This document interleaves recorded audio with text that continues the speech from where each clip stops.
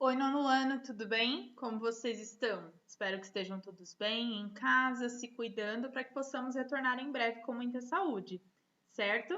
Hoje nós vamos fazer uma revisão do nosso conteúdo do primeiro bimestre, tá? Peço que se vocês têm alguma dúvida, me enviem pelo WhatsApp, que eu responderei todos vocês, certo? Bom, nós vamos falar um pouquinho sobre a linguagem Python, essa linguagem que foi criada no ano de 1989 pelo Van Hoosen, certo?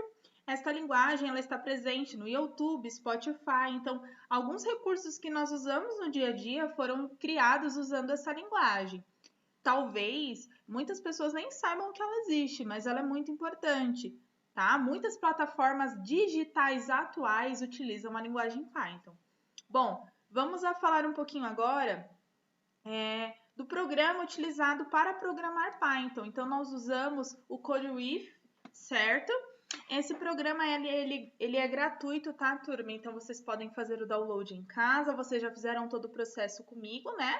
Mas só clicar na opção download, ele faz download para o seu computador e você segue os passos de instalação clicando em Next, ok? No final você abre o programa e verifica se ele está lendo, fazendo a leitura da linguagem Python. Se não estiver fazendo a leitura, provavelmente o programa vai aparecer com a tela preta. Aí você precisa refazer todo o passo a passo de instalação, certo?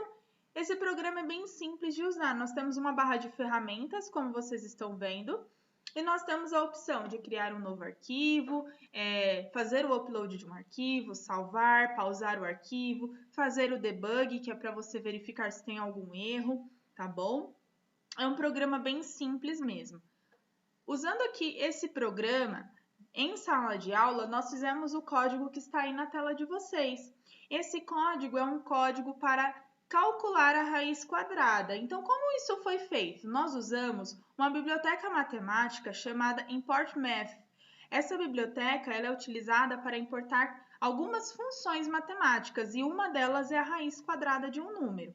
Então, o que nós fazemos? Importamos essa biblioteca, né, e pedimos que um número seja verificado através dessa biblioteca para trazer um número, uma raiz de um número ou não, tá? O processo é bem simples, tá, turma? Então, como nós vamos fazer nesse exercício aqui da tela de vocês? Primeiro, nós pedimos para o usuário digitar um número. E para isso, nós usamos o comando print. O comando print é o comando responsável por apresentar uma informação na tela.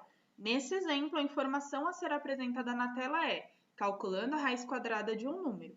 Em seguida, eu utilizo uma variável do tipo float. Lembrando, nós temos dois tipos de variáveis numéricas, int e float, onde int armazena apenas números inteiros e float armazena números reais.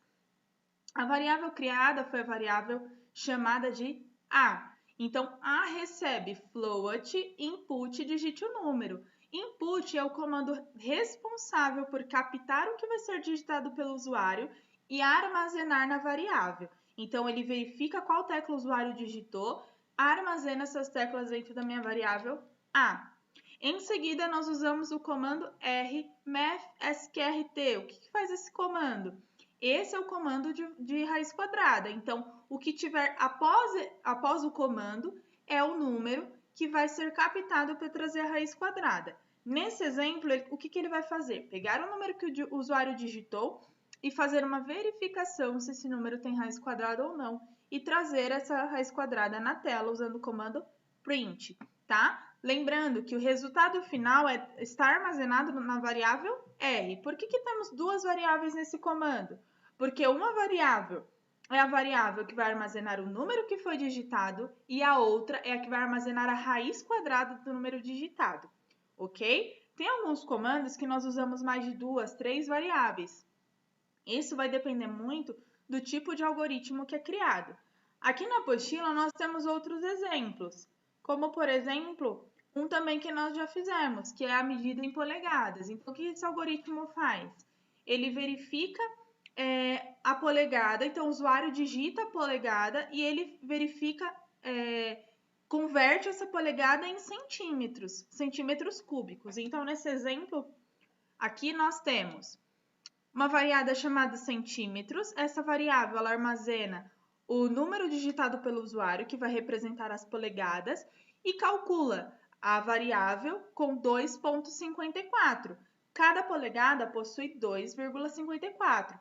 Então, ele verifica, faz esse cálculo e traz o resultado na tela, tá? Gente, a linguagem Python é muito simples de se programar, muito simples de entender. Uma das linguagens mais fáceis, tá?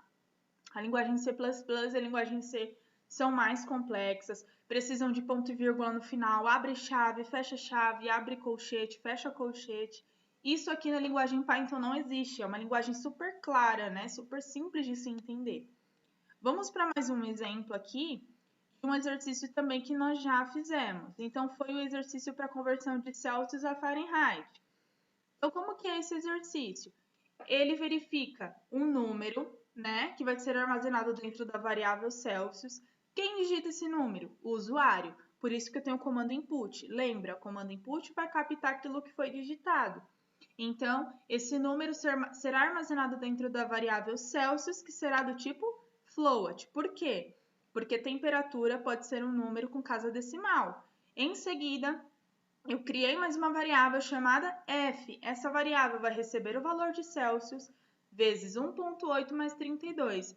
Por que 1,8 mais 32? Porque esse é o cálculo de conversão de Celsius para Fahrenheit, certo? Lembrando, gente, tudo que é variável é representada por letra e tudo que é constante é representada por número. Então, nesse exemplo, eu tenho constantes e variáveis. Quais são as minhas constantes? 1,8 e 32. E quais são as variáveis? F e Celsius, tá? Como que eu identifico a variável e a constante? Variável, representada por letras, geralmente texto, ou letras acompanhadas de números. E as constantes são só números de uma função ou de uma expressão matemática que não se alteram.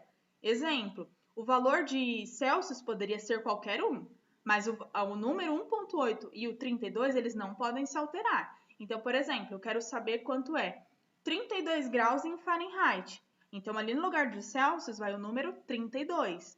Esse número pode ser alterado, mas o restante não. Por isso que é chamado de variável, porque varia.